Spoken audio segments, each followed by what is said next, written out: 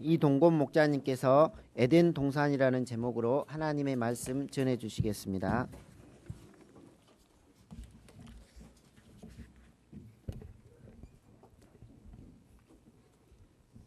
안녕하십니까. 이곳에 오신 신입생 여러분, 그리고 새로 오신 새로 오신 분, 그리고 또 참 행복을 찾아서 여기까지 인생의 여정을 힘겹게 달려오신 여러분 모두를 환영합니다. 제가 목이 너무 탑니다. 그래서 입이 바짝바짝 말라.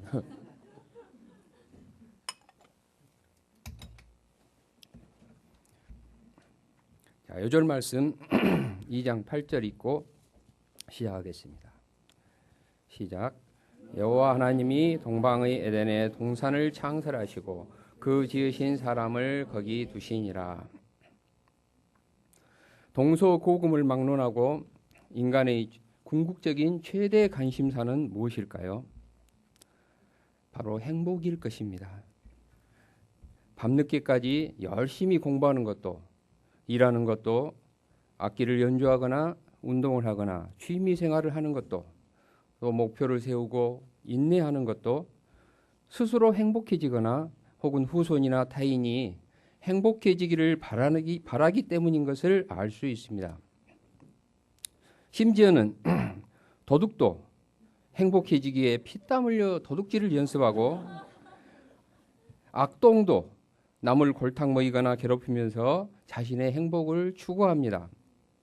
그렇다면 모든 사람들이 이토록 바라는 행복, 사람들은 그 행복의 조건이 무엇이라고 여기고 있을까요? 아마도 가장 많은 사람들은 부자가 되면 행복해질 것 같다고 말할 것입니다. 우리는 많은 돈을 벌어서 외제 승용차를 타고 또 타워 팰리스 같은 고급 아파트에서 살면 마냥 행복해질 것 같습니다. 그런데 USA 투데이는 2002년 크리스마스 저녁 약 1183억 원이란 역사상 최고액의 복권에 당첨된 잭 위디커의 복권 당첨 천만장자 1년 추적기를 내보낸 적이 있습니다. 놀랍게도 잭 위디커의 삶은 복권 당첨 뒤 1년도 안 돼요. 한마디로 엉망진창으로 변해 있었습니다.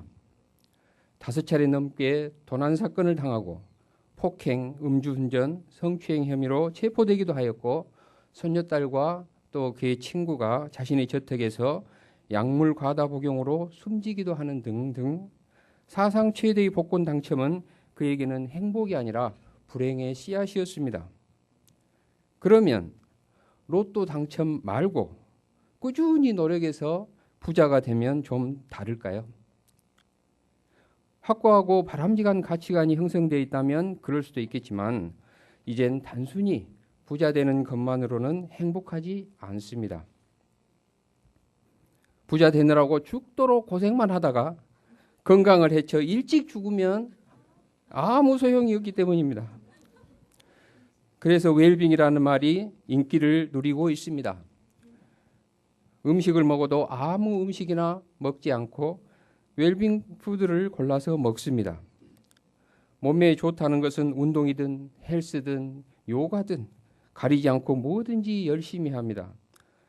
그러나 거의 모든 웰빙 상품들의 가격이 너무나 비싸기 때문에 우선은 부자가 되어야 웰빙도 가능할 것 같습니다.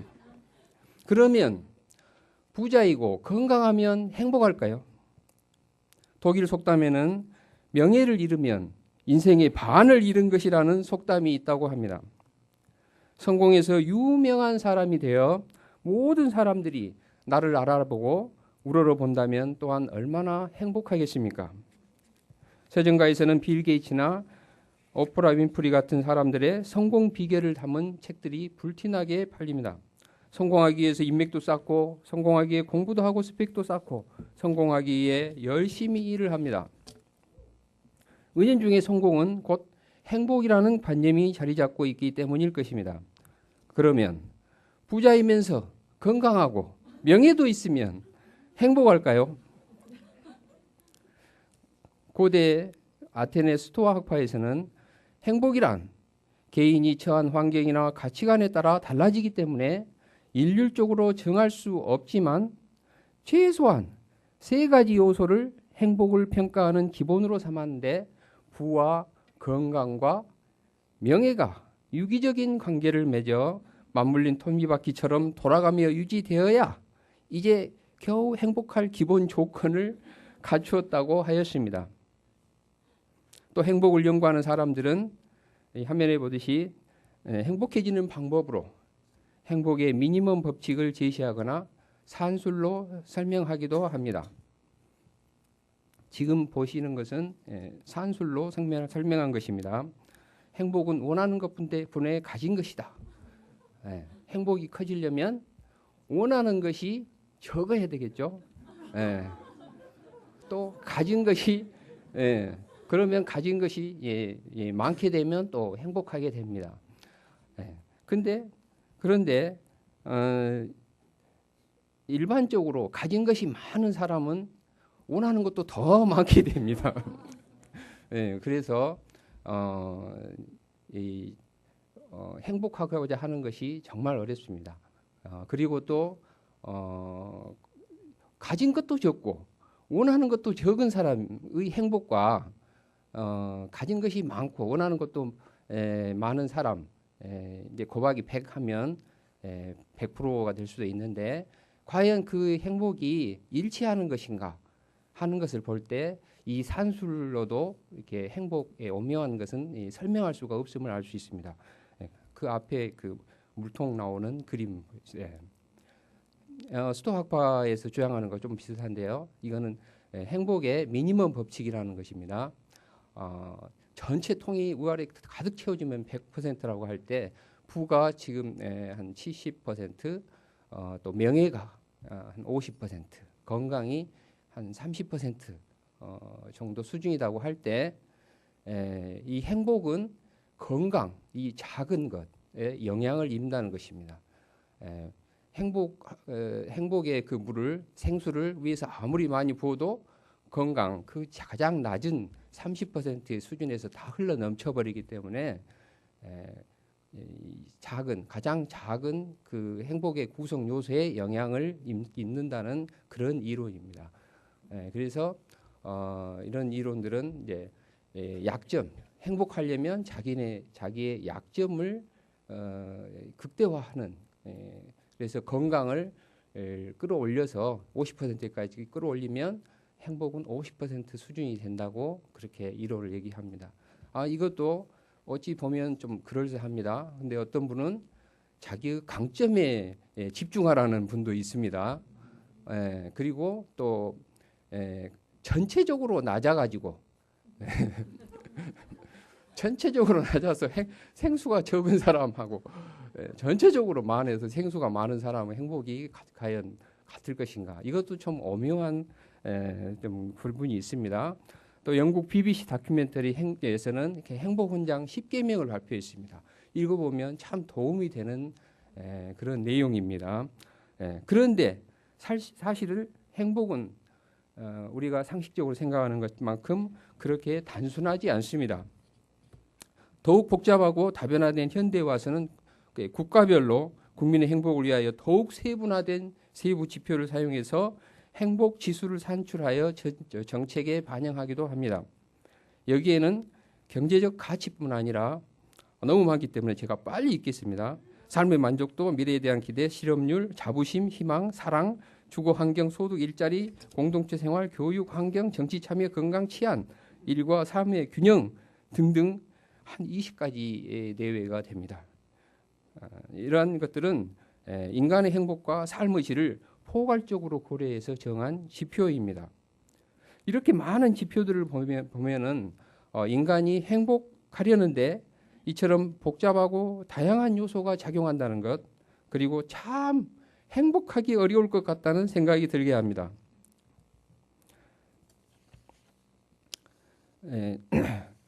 참고로 지난해 2012년 산출된 행복지수는 36개 OECD 국가 중 1, 2, 3위는 호주, 노르웨이, 미국이고 우리나라는 24위였습니다. 영국 신경제재단에서 전 세계 행복지수를 발표한 것을 보면 151개국 중 1, 2, 3위는 베트남, 코스타리카, 콜롬비아였고 우리나라의 행복지수는 63위, 미국은 105위였습니다. 행복지수의 순위를 살펴보면 경제력과 행복은 반드시 일치하는 것이 아니라는 것을 알 수 있습니다. 또한 남들이 모두 부러워할 만한 행복의 조건을 갖춘 것 같았지만 전혀 행복하지 않은 사람도 얼마든지 있습니다. 2005년도에 삼성그룹 이건희 회장의 셋째 딸 윤영 씨가 미국에서 26살의 나이에 자살로 생을 마쳤습니다. 이때 많은 사람들이 충격을 받았고 그녀가 왜 스스로 죽음을 선택했는지 이해할 수 없다는 반응을 보였습니다. 열심히 노력을 했든 우월한 유전자를 물려받았든 인간의 행복을 위한 모든 요소들을 갖추었다 해도 죽음 앞에서는 너무나 무기력해져 버립니다. 어쩌면 행복은 잡힐 듯 하지만 결코 잡을 수 없는 신기루나 무지개 같은 것인지도 모릅니다. 그래서 토마스 모어는 모든 행복의 조건을 갖춘 이상향을 가리켜서 유토피아 해석을 하면 결코 존재하지 않는 땅이라고 이름 지었습니다. 그럼 도대체 사망 권세조차도 무력하게 하는 참된 행복은 어디에 있는 것입니까? 참된 행복의 비밀은 인간이 죄를 지어 에덴 동산에서 쫓겨나기 전의 상태, 바로 창세기 2장에 나와 있습니다. 네, 서론이 길었습니다. 이제 들어갑니다. 창세기 1장에서 하나님은 그 크신 권능과 무한하신 지혜로 천지 만물을 창조하시고 창조주의 영광을 선포하셨습니다. 하나님의 창조 역사는 여섯째 날 하나님의 형상대로 인간을 창조하시고 축복하심으로 절정에 달하였습니다. 오늘 보게 될 창세기 2장은 특별히 인간 창조에 대해 스포트라이트를 비추고 있습니다. 창조된 인간이 최초로 거주했던 곳이 그 유명한 에덴의 동쪽 에덴 동산입니다. 에덴이란 기쁨 또는 희락이란 뜻입니다. 온 인류의 삶을 통틀어서 곰곰 생각해 보면 가장 행복했을 것으로 생각되는 천국의 모양을 갖춘 곳 에덴 동산에서의 삶을 통해 우리가 어떻게 해야 참된 행복을 누릴 수 있는지 오늘 말씀을 통해 깊이 깨달을 수 있기를 기도합니다. 첫째, 하나님께서 주시는 생명, life in God, 하나님께서 주신 생명을 공급받아야 행복합니다. 7절을 보십시오. 여호와 하나님이 땅의 흙으로 사람을 지으시고 생기를 그 코에 불어넣으시니 사람이 생명이 된지라. 하나님께서는 인간을 흙으로 빚어 만드셨습니다. 흙은 부드럽고 부서지기 쉽습니다. 그래서 흙으로 지음받은 인간의 육체는 질그릇처럼 연약합니다. 건강할 때는 잘 모르지만 한번 아프기 시작하면 내 몸이 흙으로 지어진 줄 뼈저리게 깨닫게 됩니다. 그러므로 인간은 자기의 연약함과 한계를 깨닫고 창조주 하나님을 경외하고 의지해야 합니다. 그럴 때 하나님의 놀라운 능력을 덧입을 수 있습니다. 19절에 보면 하나님께서는 각종 들짐승과 공중의 각종 새도 흙으로 빚어 만드셨습니다. 그래서 인간은 만물의 영장이라고 하지만 육체적으로 보면 인간이나 짐승이나 별로 다를 것이 없습니다. 아니 어떤 면에서는 동물이 더 뛰어난 능력을 갖고 있는 경우도 있습니다. 그러나 인간은 다른 생물과는 결정적으로 다른 차이가 있습니다. 바로 오직 인간만이 하나님께서 직접 그 코에 생기를 불어넣어 생명이 되었다는 사실입니다. 이처럼 인간은 영의 소유자이기 때문에 육적 욕구만으로는 만족할 수가 없고 영적 욕구가 충족되어야 행복합니다. 영적 욕구는 영의 양식을 먹고 하나님과 교제할 때만이 충족될 수 있습니다. 그러면 낙원을 잃어버린 우리가 어떻게 하면 하나님이 주시는 생명을 받아 살아있는 사람이 될 수 있습니까? 성경 요한일서 5장 11, 12절을 함께 읽겠습니다. 시작. 또 증거는 이것이니 하나님이 우리에게 영생을 주신 것과 이 생명이 그의 아들 안에 있는 이것이니라. 아들이 있는 자에게는 생명이 있고 아들이 없는 자에게는 생명이 없느니라. 여기 나오는 아들은 예수 그리스도이십니다. 예수님 안에 있는 생명은 예수님을 믿는 사람들이 누릴 수 있는 가장 높고 고상하고 활력에 찬 영적, 도덕적 생명입니다. 여러분 중에 나는 살았으나 죽은 것과 같은 삶이다 라고 느끼시는 분이 있습니까? 식물이 물이 없어서 말라 죽어가다가 생수가 공급될 때 살아나는 것 같이 예수님의 말씀을 듣고 믿는 자는 생명이 살아나게 됩니다. 예수님께서 부활하심으로 사망 권세를 이기셨고 또 그로 말미암아 주신 이 생명은 부활 생명입니다. 믿음으로 이 부활 생명을 공급받고 누리는 사람은 그 내면에 영생의 기쁨이 솟아납니다.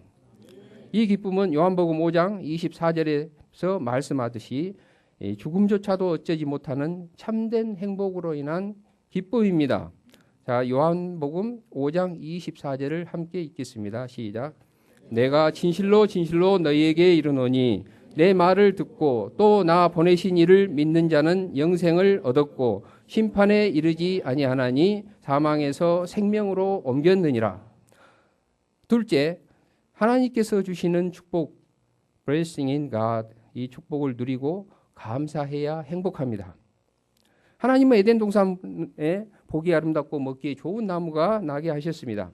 에덴 동산에는 넓고 푸른 풀밭이 용단처럼 깔려 있었고 또 초록빛 나뭇잎 사이로 붉고 탐스러운 가실이 곧 떨어질 듯 주렁주렁 매달려 있었습니다. 그뿐이 아닙니다. 푸르고 맑은 강물, 이 강물이 에덴에서부터 흘러나와 동산을 적시고 있었습니다. 예로부터 강이 있는 곳은 우리 이 문명이 4대 문명의 발상지라고 하였습니다. 이곳에 있는 에덴에서 갈라진 물줄기는 비손, 기혼, 히데겔, 지금의 그 티그리스 강입니다. 유브라데, 이렇게 4개의 강을 이루었습니다. 강가의 돌들은 온통 순금이거나 베들레헴과 같은 호마노와 같은 보석이었습니다. 아담은 비손 강가에서 순금 덩어리로 물수제비를 뜨면서 놀았을 것입니다. 하나님은 아담에게서 보증금이나 임대료를 전혀 받지 않으셨습니다. 하나님은 지금까지도 후손인 우리에게 태양세, 공기세도 받지 않으십니다.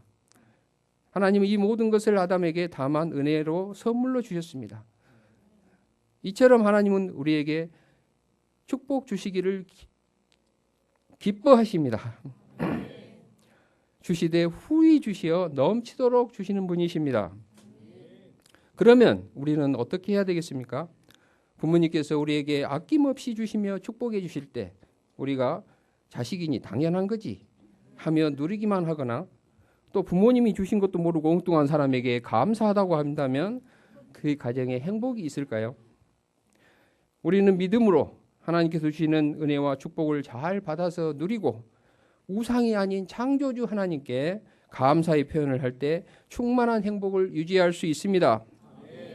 세 번째, 하나님께서 주신 계명의 말씀, Bible in God, 계명의 말씀을 지켜야 행복을 지킬 수 있습니다. 16절과 17절을 보십시오.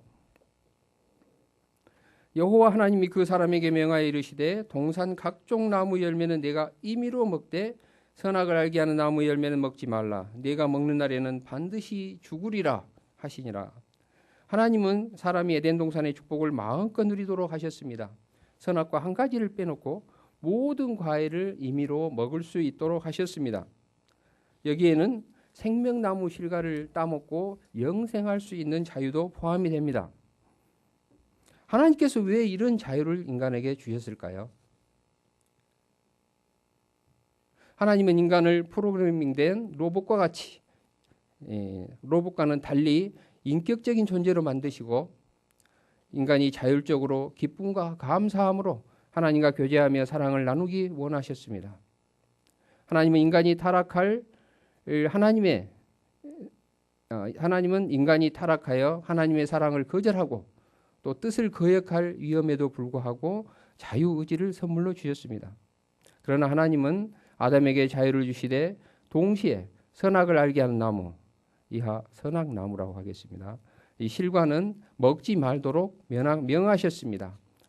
이 선악과를 먹지 말라는 하나님의 계명을 어길 때 인간은 반드시 죽게 된다고 엄히 경고하셨습니다. 어떤 사람은 하나님께서 애초에 왜 이런 것을 만들어서 따먹었다고 벌 주시는가 의아해하기도 합니다. 그러나 우리는 이것을 알아야 합니다. 하나님께서 선악을 알게 하는 나무, 이 선악나무를 두신 까닭은 인간의 행복을 위해서라는 사실입니다. 하나님은 피조물인 인간이 예쁜 짓을 하든 거역하든지 간에 마음에 안 들거나 또 심심하면 진흙처럼 뭉개버리고 다시 만들면 됩니다. 누가 뭐라 할 사람 없습니다. 굳이 자신이 만든 인간과 언약을 맺으시고 매일 필요가 없으십니다. 그럼에도 불구하고 하나님은 이 선악나무를 통하여 그 인간을 보호하고 무한한 자유를 줘야 할 의무에 스스로 매이신 것입니다. 왜 그러셨을까요? 하나님은 이 선악나무를 통해 인간이 무한한 자유 속에서도 여전히 피조물로서의 자신의 본분을 지킬 뿐만 아니라 창조주 하나님과의 영적 질서를 기억하시기를 원하셨던 것 같습니다. 그리고 거기에 머물지 않고 더 나아가 하나님과 사랑으로 교제하기를 원하신 것입니다. 프로그래밍된 로봇과의 사랑이 아닌 자발적으로 마음에서 우러나오는 진짜 사랑 말입니다. 흙으로 만들어진 피조물인 아담은 혹시 내가 자고 있는 사이에 하나님께서 기분 나쁘다고 뭉개버리면 어쩌지? 악한 영이 와서 나를 죽이면 어쩌지? 염려할 필요가 없습니다. 적어도 선악과를 따먹지 않는 한 아담은 하나님으로부터 생명을 공급받으며 영원히 풍족한 생활을 누리며 전 세계를 관리하며 하나님의 대리 통치를 하며 보호받으며 살 수 있다는 언약을 하나님으로부터 들었고 그 약속의 증표까지 동산 중앙 잘 보이는 곳에 받았기 때문입니다. 선악을 알게 하는 이 나무의 실과는 먹지 말라는 계명은 첫사람 아담의 자유를 제한한 것이 아닙니다. 세상 무서운 줄 모르는 순진한 아담이 넘어지도록 걸림돌을 둥신 것도 아닙니다. 오히려 하나님으로 하여금 피조물인 아담에게 함부로 하지 않고 정성껏 돌볼 의무에 매이게 한 하나님의 사랑의 표현이 아닐 수 없습니다. 하지 말라는 말씀도 하나님께서 하시면 참 자유를 주시고자 하시는 축복의 말씀이 됩니다. 하나님이 주신 계명은 믿고 순종할 때 우리를 영적인 존재로 빚어가며 우리 마음에 만족을 줍니다. 이 계명은 우리 마음에 하나님이 있게 하고 하나님의 마음에 우리가 있게 하는 아주 중요한 것입니다. 그래서 우리가 계명을 떠나 함부로 살고자 하면 자유롭게 잘 살 것 같지만 우리 마음은 이내 허전하고 공고하며 선로를 벗어난 열차처럼 방향 감각을 상실하게 되는 것입니다. 이 하나님이 주신 계명은 선로가 되어서 열차로 하여금 자유롭게 오갈 수 있는 축복과 영생의 통로가 되게 하는 것입니다. 그러므로 하나님께서 주신 계명의 말씀을 지켜야 행복을 지킬 수 있습니다. 네 번째, 하나님께서 주신 사명을 감당해야 행복합니다. 사람들은 놀고 먹으면 행복할 것 같습니다. 그러나 정말 아무 할 일도 없이 계속 놀고 먹어 보십시오. 곧 미쳐버리고 말 것입니다.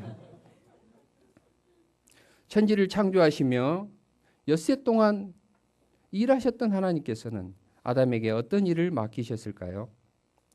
15절에 보시면 하나님이 아담을 이끌어 에덴 동산에 두어 그것을 경작하며 지키게 하셨다고 나와 있습니다. 경작한다는 말은 밭을 간다는 뜻과 함께 하나님을 예배하고 섬긴다는 뜻도 있다고 합니다. 또 지킨다는 말은 목자가 양떼를 돌본다 하는 뜻과 함께 하나님 말씀에 순종한다는 뜻도 있다고 합니다. 사람이 에덴 동산에서 하는 일은 밭을 갈고 그것을 잘 돌보는 것뿐만 아니라 그거는 겉모습이죠. 내면에 하나님을 예배하고 그 말씀에 순종하면서 사는 것이 해야 할 일이었습니다. 하나님께서는 아담에게 이처럼 에덴 동산을 관리할 청지기로서의 사명을 주셨습니다. 또한 19절에는 하나님께서 아담으로 하여금 각 생물의 이름을 짓도록 하시는 장면이 나옵니다. 이것도 너무나 놀랍습니다. 이름을 짓기는 창조적 지성과 또 뛰어난 기억력과 통찰력이 있어야만 지을 수 있는 어려운 일입니다.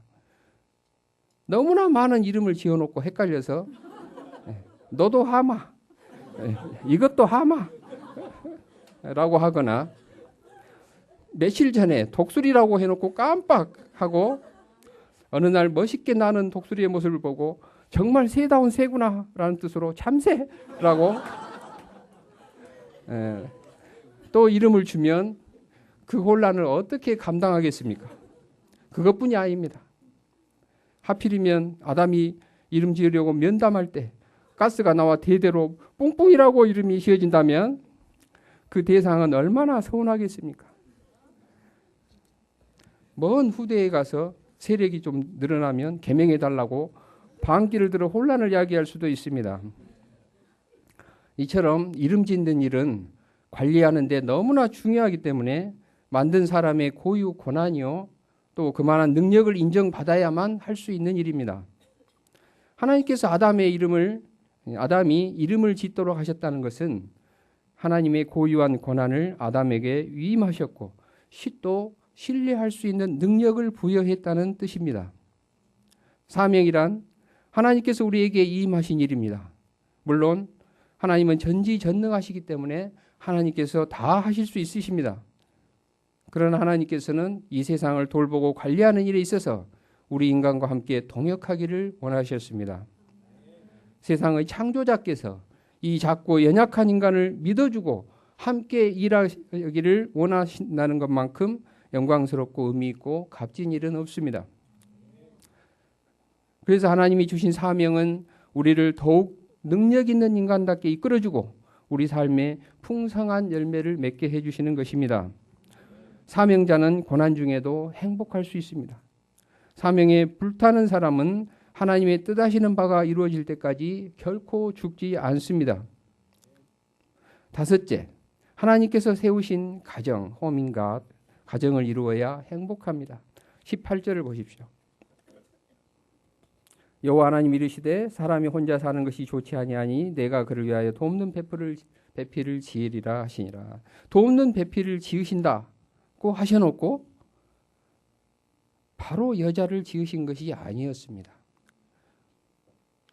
19절에 보면 들짐승과 공중의 새를 하나하나 진흙으로 빚어 만드시고 아담에게 데려다 주셨고 아담은 집 짐승과 공중의 새와 들짐승의 이름을 붙여주었지만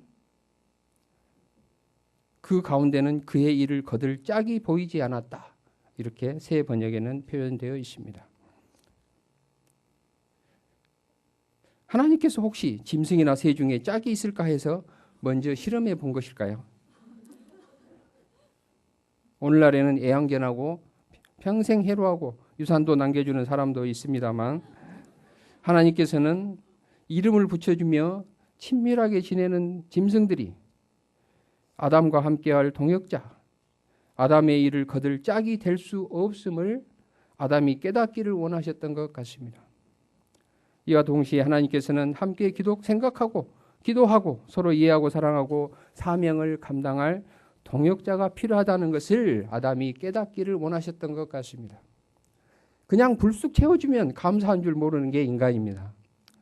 자식을 망치는 비결은 입에 혀같이 해주는 것입니다. 뭔가를 간절히 원하는데 염치가 없어서 어려워서 말도 못하고 있을 때 채워지면 얼마나 기쁘고 감사하겠습니까? 주는 기쁨에 받는 기쁨이 더해져서 행복이 배가 됩니다. 아담이 자기 마음을 알아주시는 하나님께 감사할 준비가 되었을 때 하나님은 사명을 감당하느라 힘든 아담을 깊이 잠들게 하시고 그의 옆구리에서 갈빗대를 취하여 아름다운 여자를 만드셨습니다. 그리고 여자를 아담에게로 데리고 오자 아담은 기뻐서 어쩔 줄 모르며 애정 고백을 합니다. 새 번역에 보면 감탄사로 시작합니다. 이제야 나타났구나. 이 사람. 너무 번역을 잘한 것 같아요. 우리 여기는 좀 밋밋한데. 뼈도 나의 뼈, 살도 나의 살. 남자에게서 나왔으니 여자라고 부를 것이다. 라고 하며 감격적인 소감을 발표하였습니다. 네, 오늘 말씀 끝나고 또 오늘 또 들어볼 기회가 있겠죠.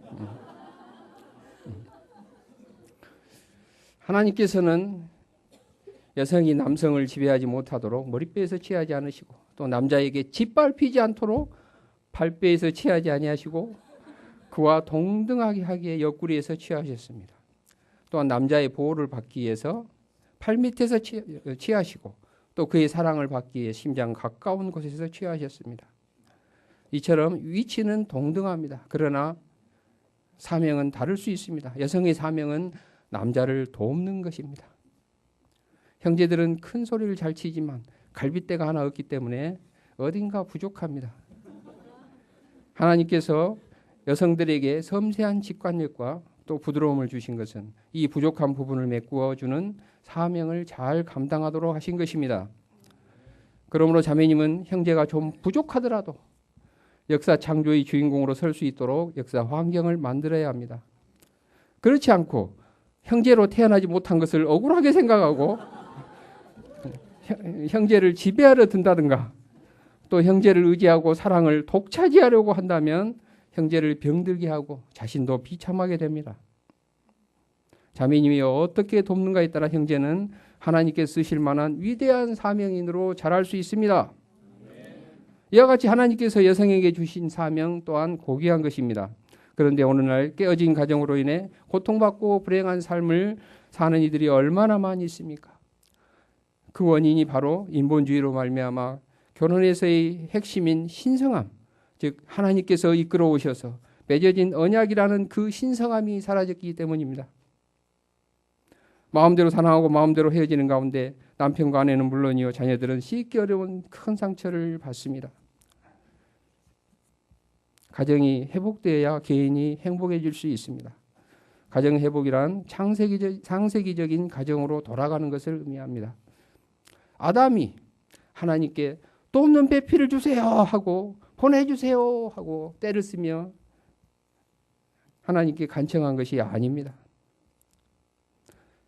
우리가 사명을 열심히 감당하고 있으면 하나님께서 더욱 문제의식을 느끼시고 때가 되면 나에게 가장 아름다운 동역자를 마련해 주십니다.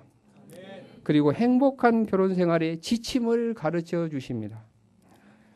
24절을 보십시오. 행복한 결혼 생활의 지침. 자, 함께 읽겠습니다. 시작. 남자가 부모를 떠나 그 아내와 연합하여 한 몸을 이룰지로다. 결혼을 하게 되면 남자가 부모를 떠나 아내와 연합하여 독립적인 개체로서 한 가정을 이루게 됩니다. 결혼 후에도 경제적으로 심적으로도 독립하지 못하는 마마보이나 마마걸 또는 시댁이나 친정 식구들의 내정 간섭은 사랑과 전쟁의 소재로 자주 등장합니다. 제가 그걸 좋아해서 많이 봤는데 거의 대부분이 그렇습니다. 결론은 예수 믿어야 되겠다. 그렇게 생각합니다. 해결책이 없습니다. 떠난다는 것은 부모를 멀리하라는 것이 아닙니다. 주 안에서 효도를 다 해야 합니다. 그런데 한 몸을 이루기 위해서 떠나고 한 몸을 이루기 위해 연합하는 것이므로 먼저 아내와 마음과 뜻과 육이 하나가 되는 것이 우선입니다. 그리고 이제부터 새롭게 만들어지는 가정의 책임은 새 신랑에게 주어진다는 것입니다. 남자는 새로 꾸민 가정의 책임을 갖고 누구보다도 아내와의 관계를 우선적으로 가져야 한다는 것입니다.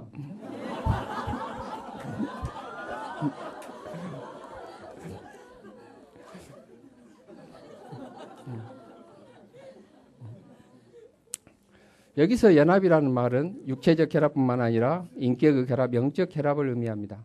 이렇게 연합하기 위해서는 마음과 뜻이 같아야 합니다. 그런데 하나님 안에서 결혼이 이루어질 때 자연스럽게 믿음도 같고 사명도 같고 방향도 같고 목적도 같고 소망도 일치하게 됩니다. 그럴 때 어떤 일이 일어납니까? 25절을 보십시오. 자, 함께 읽겠습니다. 시작. 아담과 그 아내 두 사람이 벌거벗었으나 부끄러워 아니하니라. 이는 부끄러움이나 자의식이 전혀 없는 행복의 극치를 말합니다. 우리 모두가 하나님 안에서 가정을 이룰 수 있기를 기도합니다. 언제부터인지 알 수는 없지만 어린 시절 초등학교 5, 6학년이나 혹은 중1 때로 생각이 됩니다. 그 무렵에는 광주 출생입니다. 밤하늘이 꽤 맑아서 별들이 시골처럼 많이 보였었습니다. 어느 여름날 시원한 옥상에서 밤하늘의 별을 보다가 문득 궁금증이 생겼습니다. 당시 초등학교 선생님이셨던 아버지께 저 많은 별들이 어떻게 해서 생겨났는지 여쭈어 보았습니다. 당시 아버지는 하나님을 모르고 믿음 생활도 하지 않으실 때였고 가족 중에서는 유일하게 누나만 주일학교 체험이 있었던 때였습니다. 그런데 아버지께서는 단호하게 망설임이 없이 조물주가 만들었단다 라고 분명하게 말씀해 주셨습니다. 어린 나는 조물주라는 분이 전설의 고향에 나오는 옥황상제 같은 신이신가 하고 막연하게 생각하며 그렇구나 만들어진 것이구나 하고 고개를 끄덕였습니다. 한자를 풀이해 보면 지을조, 만물물, 주인주 만물을 만드신 주인이 만들었다는 뜻인데 돌이켜 생각해 보면 하나님을 알지 못하던 때 나의 믿음에 도움이 된 가장 적절한 대답이었다는 생각이 듭니다. 어린 시절 들었던 그 아버지의 대답으로 인해 나는 천지가 우연히 생겨난 것이 아니라 조물주라는 신이 만들었다는 사실이 자연스럽게 받아들여지게 되었습니다. 초등학교 들어가기 전 4, 5살 때 옆방 할머니께서 아이들을 모아놓고 복음성가를 가르쳐 주셨던 기억이 있어서인지 고2 때 친구 따라 당시 금남로에 있는 중앙교회에 처음 나갔는데도 그렇게 거부감이 없이 하나님, 예수님, 성령님이 믿어졌고 조물주라는 분이 하나님이신 것을 알게 되었습니다. 고 2학년 때 1년을 다녔지만 잘 어울리지 못하였습니다. 주일학교부터 같이 생활해온 그곳 터줏대감들이 많아서 내가 낄 자리가 없다고 생각하였고 고3이 되니 공부해야 하고 이성 문제가 방해가 되면 안 된다 하는 핑계로 교회 다니는 것을 그만두었습니다. 그러나 내면은 이성에 대해 눈을 뜨는 시기라 오히려 성적은 교회 다니기 전보다 더욱 떨어졌습니다. 인생의 의미와 목적을 모르니 갑자기 왜 공부해야 하나 의문에 빠지자 공부 의욕이 없어졌습니다. 야자 시간에 열심히 공부하는 친구들 보며 저희들은 무슨 깨달음이 있기에 저렇게 열심히 공부하나 궁금하였습니다. 그런데 대학 들어갈 때부터 격차가 벌어지기 시작했습니다. 하나님께 지푸라기라도 잡는 심정으로 기도했을 때 자신이 없던 영어 시험이 너무나 어렵게 나와 변별력을 잃게 되고 어지간히 잘한 사람 아니면 거기서 거기였고 자연스럽게 전남대 자연대에 입학하게 됐습니다. 하나님께서는 나를 불쌍히 여기셔서 베푸신 은혜였습니다. 하지만 학교 생활은 순탄하지 못했습니다. 예배도 드리지 않았고 하나님의 말씀인 성경도 보지 않고 기도도 하지 않을 때 또다시 인생의 목표와 의미를 잃고 방황하였습니다. 짝사랑하던 한 살 많은 동급생 여학생에게 고백하였다. 가슴만 들뜨고 거절당하였습니다. 정신 차리고 세상을 살고자 군대를 지원했습니다. 군에서 성가대에 취하던 군대 동기 따라 군인교회 성가대로 섬기면서 은혜를 많이 받았던 것 같습니다. 하나님께서는 군생활 동안 기도 응답의 체험을 통해 하나님이 살아계심을 느끼게 하시고 또 지키시고 보호하여 주셨습니다. 안 되면 되게 하라.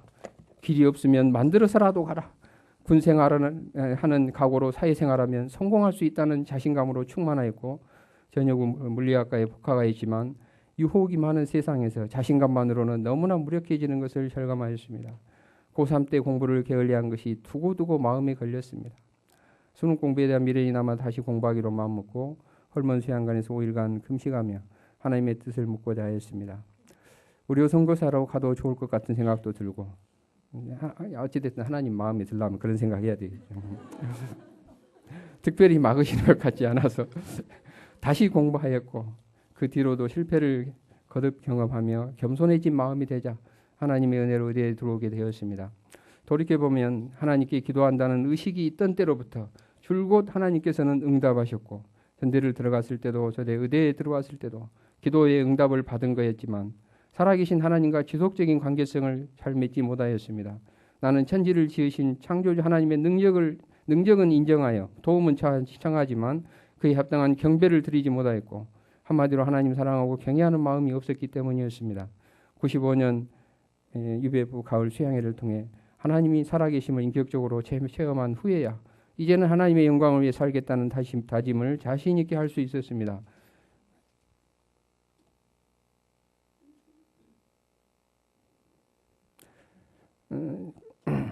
그러나 여전히 사람들의 칭찬과 인정에 목마르다 보니 내가 주인이 되고 내가 영광을 받으려 하는 성향이 강하여 하나님의 손에 붙들려 일하지 못했습니다.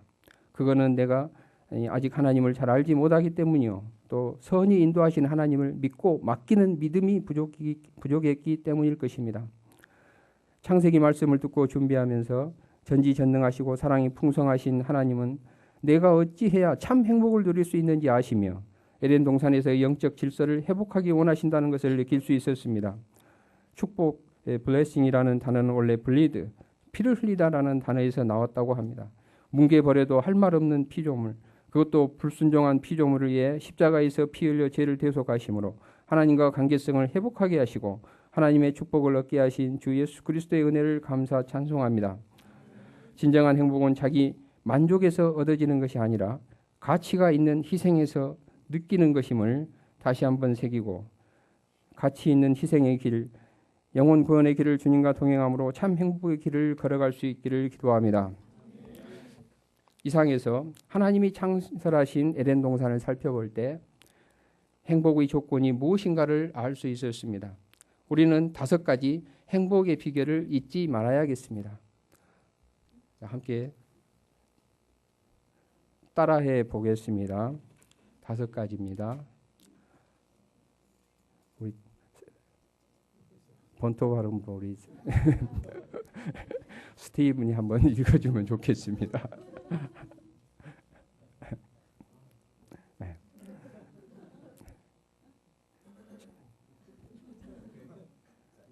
Life 시작.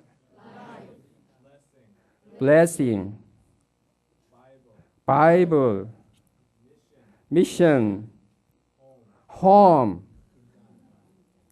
in God. 우리말로 해보면 생명, 축복, 말씀, 사명, 가정입니다. 생축말사가. 자, 앉아볼게요. 뭐라고요? 생축말사가. 무슨 역사가 이름 같네요. 생축말사가. 인갓, 즉 하나님 안에서가 대전제입니다.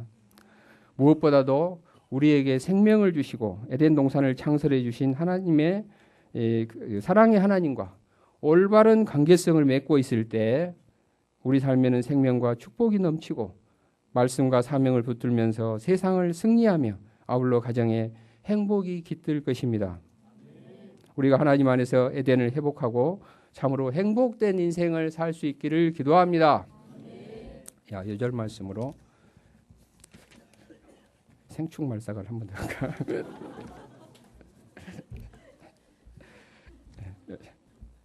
생축말사가 2장 8절을 읽고 제가 기도하고 마치겠습니다. 시작. 여호와 하나님이 동방의 에덴에 동산을 창설하시고 그 지으신 사람을 거기 두시니라. 창조하신 인간을 특별히 사랑하시고 아름답고 풍족한 에덴 동산을 허락하셨던 하나님 아버지, 참 행복의 길을 가르쳐 주셔서 감사합니다. 믿음으로 그 길을 하나님께서 부르시는 그 날까지 가게 도와주시고 인생의 여정에 항상 저희들과 함께 동행하여 주셔서 예배하는 삶, 말씀에 순종하는 삶이 날마다 새롭게 회복될 수 있기를 기도합니다. 특별히 신입생과 처음 오신 분들을 기억하여 주시고 예수님 안에서 참된 평화와 행복을 찾을 수 있도록 도와주시기를 간절히 기도합니다. 예수 그리스도의 이름으로 기도합니다. 아멘.